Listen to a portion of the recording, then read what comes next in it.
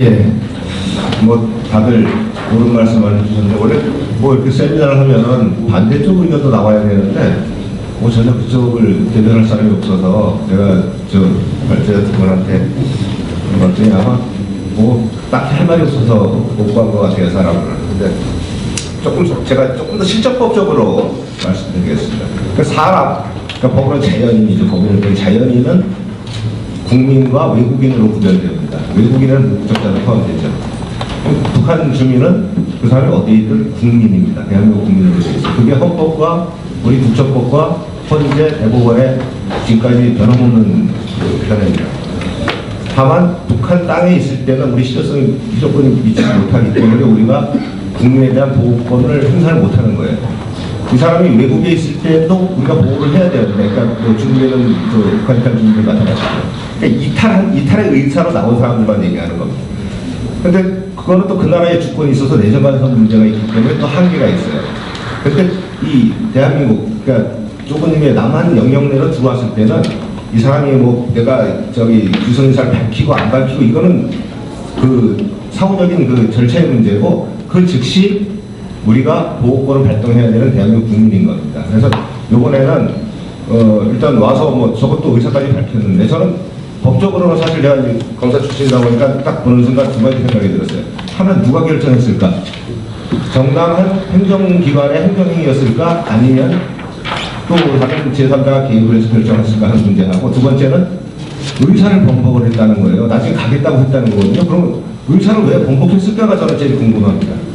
처음에 일로 귀순하겠다 했는데 나중에 돌아가겠다고 했을 때는 왜 돌아가겠다고 말을 바꿨을까를 생각해 볼 필요가 있어요. 그리고 그게 진짜라면 왜 눈을 가리고 호스팅을 묶어서 데려가는 건가? 그 절차와 그 주체 결정 과정, 이행 과정에서 상당히 여러 가지 문제점이 있어서 그 부분 때문에 사실은 뭐 국정조사든 지금도 한국에서 고발하는 사건이 있으니까 검찰 수사든 뭔가 진행이 돼서 실체를 밝히는 게 좀 급한 것 같고요. 그 다음에 이제 그 통일부 장관이 난민법, 출국관리법, 뭐 북한 이탈 지금 뭐 우리 정상회담분들이 얘기를 했는데 저 통일부가 참 답답합니다. 통일부에 변호사들도 많고 그런데 남북관계, 북한 주민의 법적 지위 이런 거에 대해서 아무도 코멘트를 안 해줬는지 왜 장관직에서 그런 얘기가 나왔는지 저는 이해를 할 수가 없어요. 난민법이나 출국관리법의 강제 출국 이것은 그 재성 교수님 말씀하셨지만 외국인에 대한 거예요. 자국민하고는 아무 상관없는 겁니다. 강제 출국 문제나 뭐 출국관리법이 뭐 국민한테 적용은 되지만 하여튼 강제 출국 부분은 외국인에 대해 적용하는 거고 난민법은 목적자 외국인 그러니까 외국인은 목적자 포함되는 개념입니다. 거기에 대한 거지 우리 국민하고 아무 상관이 없어요.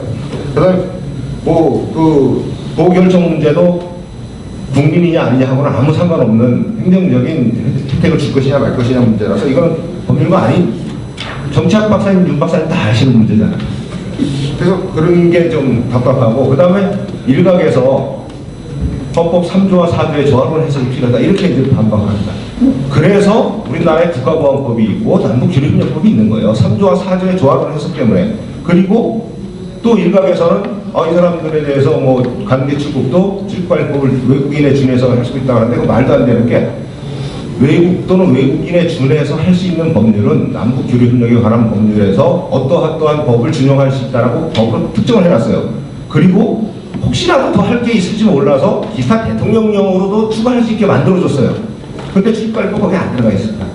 거기서 말하는 것들은 그 심지어는 국책연구소에서 뭐 판례까지 대법원 판례, 헌재 판례까지 거기다 써놨는데 그것은 남북한 간의 교류협력을 위한 그 범위 내의 문제에 관한 거지 이 사람의 국적이랄지 뭐 그다음에 국민에 대한 보호인물랄지 이런 거하고는 아무 상관이 없는 건데 갖다 잘못 붙여놓은 거죠. 그래서 이게 이제 정부의 현 정부 들어와서 제가 제일 답답한 게 뭐냐면 정치라는 거, 정책적 판단이라는 것도 일단 법의 테두리 안에서 이루어져야 되는데 특히 저는 정치라는 것은 고도의 예술이라고 봅니다. 법치주의를 바탕으로 한 고도의 예술인데 이 정치적으로 풀어야 되는 문제들은 맨날 뭐 사법적 그 판단을 앞세워가지고 하겠다고 하고 그 다음에 법적으로 해야 될 것은 법을 무시하고 정치적인 또는 정책적 판단을 해버리고 그 다음에 계속 오류가 발생하는 거예요. 그래서 여러 가지 이제 그런 문제점들이 생겨가지고 그 다음에 이렇게 해석할 것 같으면은 국민들한테 어떻게 앞으로 사법부를 존중을 하겠습니까?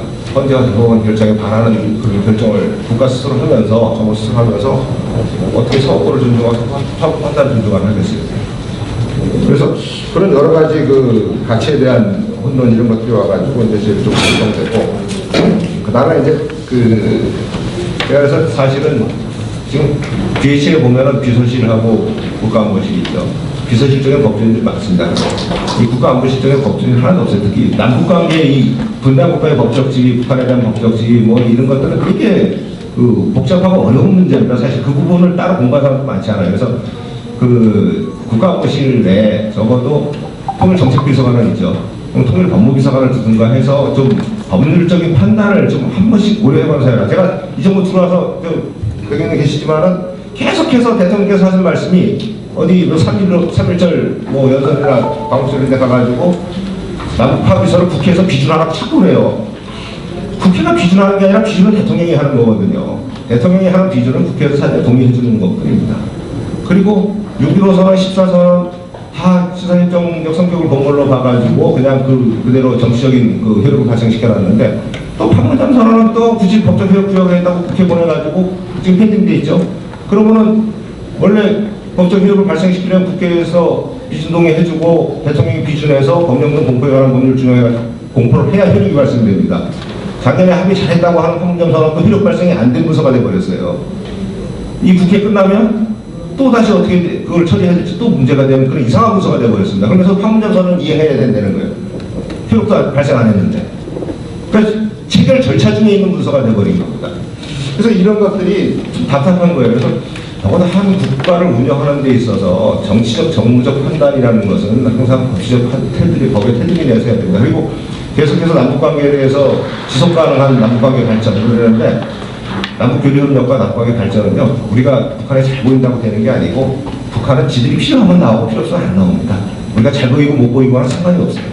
그리고 또 한 가지 중요한 것은 하여튼 좀 지속 가능하게 하려면 국민적 합의에 기초해야 된다는 거죠. 그럼 국민적 합의가 뭡니까? 서로 말하는 국민이 달라요. 이쪽에서 말하는 국민과 저쪽에서 말하는 국민, 도대체 어떤 국민인지 모르겠는데, 문서로서 된 국민적 합의라는 것은 법률밖에 없습니다. 국회에서 만든 법률에 따라서 하면 되는 거예요. 그게 거기에 맞춰서 해야 지속 가능한 남북관계도 나오는 거고 한데, 그래서 법치주의에 대해서 너무 좀 안이하게 생각하고 가볍게 생각하고 하는 게 오늘날 대한민국 국민을 반국가 집단에다 던져버린 이런 사태를 발생시킨 주된 원인이라고 봅니다. 네,